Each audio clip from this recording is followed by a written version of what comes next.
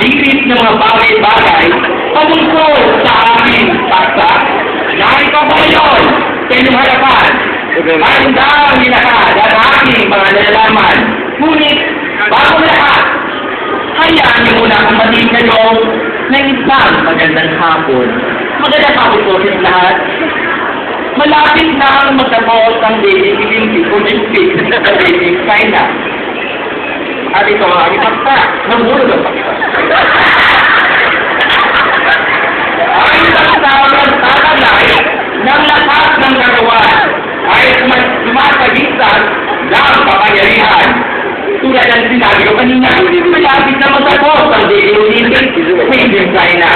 Dito, maraming mga atleta ang nagtatagitan. Siyempre, kasama tayo mga Pilipino. Bagamat malabo na magkaroon tayo ng itong medalya, nasan pa rin tayo. May lakas ng loob upang ipakita na hindi lang may lakas tayo sa katawan, hindi may kapangyarihan tayo ng mga ibagaw. Ngayon, punta tayo ng swimming. Michael Phelps.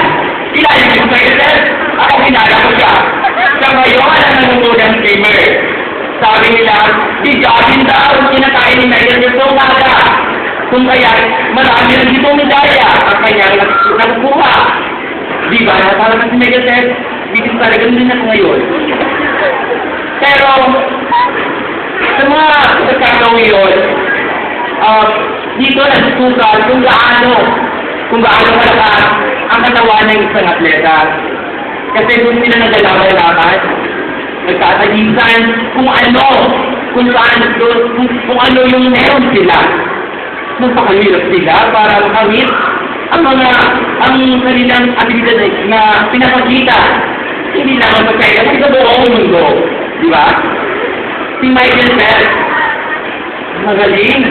Malakas ng katawan, kaya nanguna. Kaya napapakita niya na may kapangyarihan siya.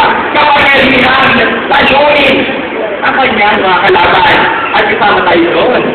Siyempre, ngayon, dito sa aming bansa, ang ating Pangulo, malakas na kanyang katawan. Dahil kanyang nakakaya, yung pressure, yung mga problema, kaya nakakaya niyang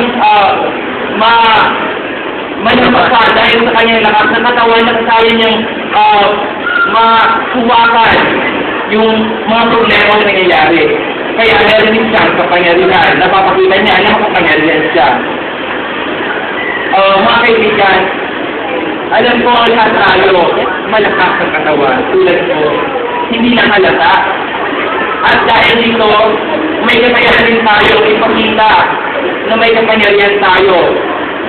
May kapangyarihan labanan ang mga problema ang dumarating. Mga kaibigan, hanggang dito na naman po ako. Maraming salamat po.